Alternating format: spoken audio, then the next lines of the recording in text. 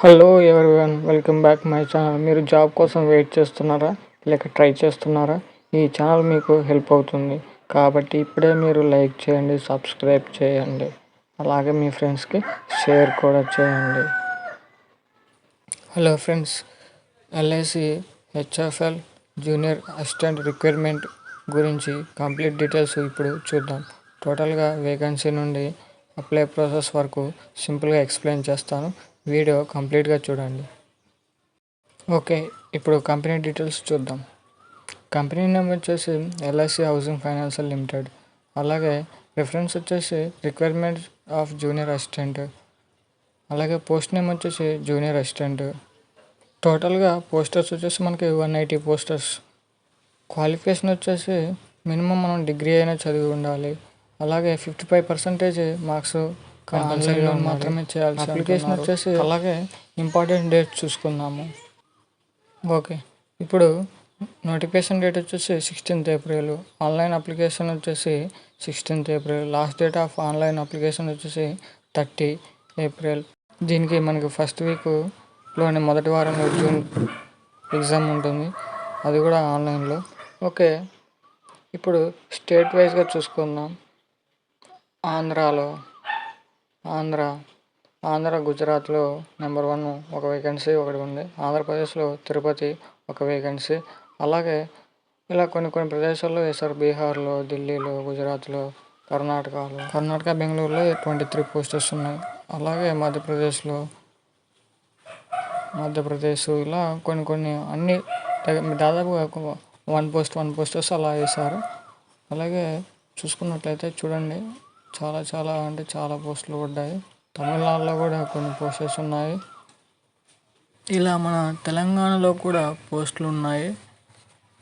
టోటల్గా మన తెలంగాణలో చూసుకోవచ్చు ఎక్కడెక్కడ ఉన్నాయి అనేసి. తెలంగాణలో నిజామాబాద్, కరీంనగర్, మహబూబాద్, నిజామాబాద్, సిద్దిపేట, అలాగే కొన్ని సిటీస్లో కూడా వేశారు. హైదరాబాదులో, కరీంనగర్ ఇలా. అలాగే ఉత్తరప్రదేశ్లో కూడా వేయడం జరిగింది. అలాగే వెస్ట్ బెంగాల్లో టోటల్గా మనకి 180 పోస్టులు విడుదల చేయడం జరిగింది. ఇలా చూసుకున్నట్లయితే మీరు మినిమం డిగ్రీ కంప్లీట్ చేసి ఉండాలి. దాంట్లో 55% మార్క్స్ ఖచ్చితంగా వచ్చి ఉండాలి. అలాగే యూనివర్సిటీలో ఏదైనా ఒక యూనివర్సిటీలో కంప్లీట్ అయి ఉండాలి. ఇలా కొన్ని పాయింట్స్ ప్రకారంగా మీరు గవర్నమెంట్ యూనివర్సిటీలోనే కంప్లీట్ చేసి ఉండాలి. అదేవిధంగా వర్క్ ఎక్స్పీరియన్స్ ఖచ్చితంగా ఉండాలి. మీకు కంప్యూటర్ స్కిల్ ఖచ్చితంగా ఉండాలి. అదేవిధంగా ఏజ్ లిమిట్ అనేది చూద్దాం. ఓకే, ఇప్పుడు ప్రజెంట్ ఏజ్ లిమిట్ చూసుకుందాం. 21 నుంచి 30 years లోపు ఉండాలి. అది కూడా 1/4/26 అంటే ఏప్రిల్ ఇంతకుముందు వరకే ఉండాలి. అది కూడా ఇది మన గవర్నమెంట్ రూల్స్ ప్రకారంగా ఉన్నది. అప్లికేషన్ ప్రాసెస్ చూద్దాం.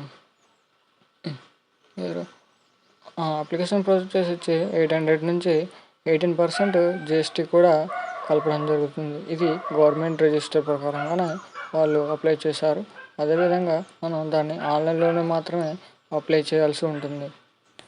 ఇప్పుడు సెలక్షన్స్ ప్రాసెస్ చూద్దాము. సెలక్షన్స్ ప్రాసెస్ సింపుల్గా 2 టైప్స్గా ఉంటుంది. ఒకటి ఆన్లైన్ ఎగ్జాము, రెండవది ఇంటర్వ్యూ. ఫైనల్గా సెలక్షన్స్తో జరుగుతుంది. ఇది 1 టైం మీరు ఒకసారి వాళ్ళు సెలెక్ట్ చేసుకున్నారంటే లైఫ్ టైం మీ లైఫ్ సెటిల్ అయిపోతుంది. ఇప్పుడు రిమాండేషన్ చూసుకుందాము. జూనియర్ అసిస్టెంట్ ఫస్ట్ కేటగిరీలో 41,500 ఇలా ఉంటుంది. అలాగే టోటల్గా 4,98,000 ఇలా ఉంటుంది. జూనియర్ అసిస్టెంట్ కేటగిరీ 2లో 39,900.